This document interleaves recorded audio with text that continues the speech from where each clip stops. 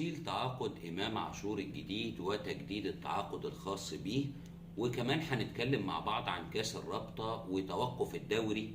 وتوقف الدوري ده ممكن يكون فاد مين من الأندية، وكان في مصلحة مين، وضر بمصلحة مين. ده موضوع حلقة النهاردة.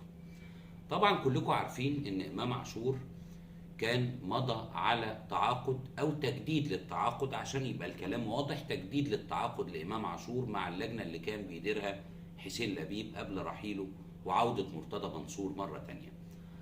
لما جدد امام عاشور التعاقد بتاعه مع اللجنه اللي كانت بتدير نادي الزمالك، كان بمنتهى البساطه التعاقد ده بينص على ان امام عاشور هيحصل على 6 مليون جنيه في الموسم.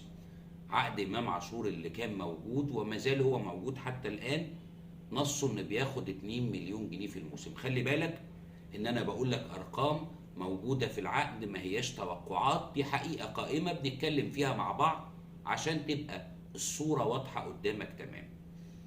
امام عاشور تعاقده 2 مليون جنيه، ولما جدد معاه حسين لبيب كان بيجدد معاه عشان يحصل على 6 مليون جنيه في الموسم. وبالفعل جدد امام عاشور التعاقد بتاعه، الا ان العقد كان محتاج يتوثق، لان في الوقت ده او في المرحله دي كان في اتنين هما اللي جددوا مع الزمالك، امام عاشور ويوسف اوباما.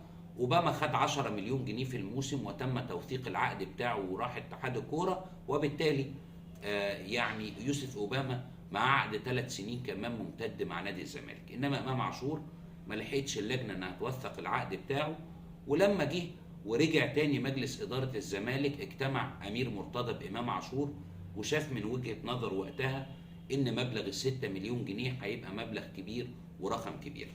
طب اللي دار في الكواليس الفترة اللي فاتت إيه؟ اللي دار في الكواليس إن إمام عاشور كان بيطلب الحصول على 12 مليون جنيه في الموسم أسوة بمحمد عواد. طلب الحصول على 12 مليون جنيه في الموسم.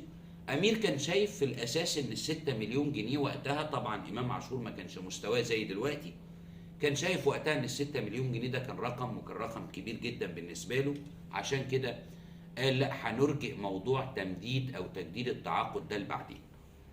لما اجتمعوا مع بعض قبل انضمام امام عاشور لمعسكر منتخب مصر اللي موجود في الوقت الحالي، اتفقوا مع بعض على ان امام عاشور، طبعا الزمالك رفض ان هو يديله 12 مليون جنيه في الموسم رغم انه يعني اسوة بعواد، وكان مبلغ 6 مليون جنيه. كان امير اول ما جه وثق التعاقد كان وفر على الزمالك 4 مليون جنيه. هقول لكم ازاي.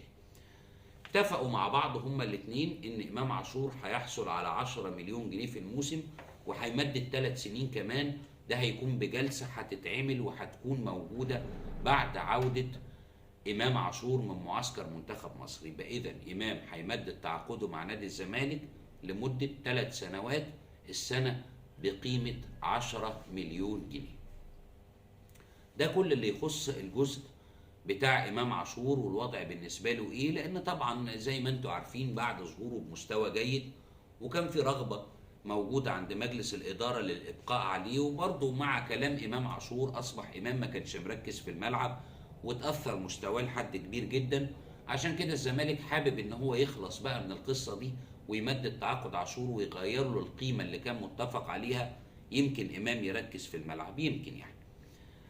ده بالنسبة للجزء الخاص بإمام عاشور. أما الجزء الخاص بكأس الرابطة فالوضع ممكن يكون ماشي إزاي. طبعا القرعة هتتعمل يوم 9 وبمشاركة الأندية كلها اللي موجودة. والوضع الحقيقة في يعني كأس الرابطة إن الاتجاه موجود. بما إننا هنتكلم على الأهلي والزمالك في كأس الرابطة، بقول لك إن الاتجاه السائد اللي موجود سواء في الزمالك أو في الأهلي هو اللعب بالسكند تيم. في لعيبة محتاجة إنها تجهز تكون موجودة، محتاج تريح اللعيبة بشكل أكبر. عشان كده اتجاه الزمالك في الوقت الحالي إنه هيستعين ببعض الناشئين اللي ممكن يكونوا موجودين عشان يكونوا جاهزين للمباريات الرسمية، وأولهم مباراة النادي المصري في كأس مصر. نفس الموضوع بالنسبة للنادي الأهلي، هيتم الاستعانة زي مصطفى ميسي والعديد من اللعيبة اللي هي ما بتشاركش. بيرسي تاو يرجع مرة تانية يشارك في كأس الرابطة عشان يبقى أكبر عدد من اللاعبين عنده جاهزية للمشاركة في المباريات الرسمية اللي هتبقى موجودة بعد كده. طب موضوع توقف الدوري وبتتكلم في شهر تقريبا يعني، هل في انديه هتستفاد؟ انا من وجهه نظري الشخصيه ان الزمالك هو اكثر الانديه استفاده. انتوا عارفين دايما ان يعني في عرف الكوره، لما بيبقى في فريق بيزيد مستواه وعلى طول انت كل مباراه بتشوفه في مستوى امثل وفي مستوى جيد، تبقى عارف دايما ان التوقف ما بيخدموش. عكس الفريق لو كان يعني بيتخبط شويه او عنده شويه اهتزاز في مستواه، بيفيده جدا فتره التوقف.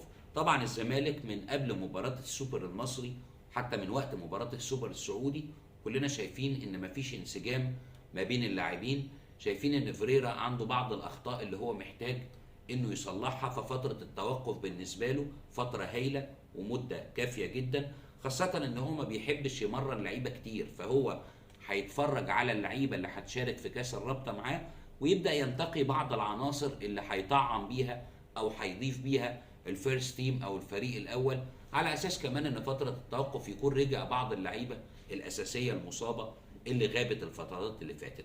نفس الموضوع بالنسبه للاهلي، وان كنت شايف ان الاهلي فتره التوقف بالنسبه له ما افتكرش انها ممكن تكون مفيده بنفس القدر الخاص بالزمالك. كولر طبعا محتاج وقت ان هو يشوف لعيبته ويركز معاها ويبدا يكتشف امكانيات اللعيبه اللي موجوده عنده في القايمه، لكن بالمستوى الفني المميز اللي كان ظاهر بيه واللي كان بيتصاعد، اعتقد ان فتره توقف الدوري ممكن ما تكونش مفيده للاهلي بنفس قدر افادتها للزمالك. اشوفكم في حلقات جديده.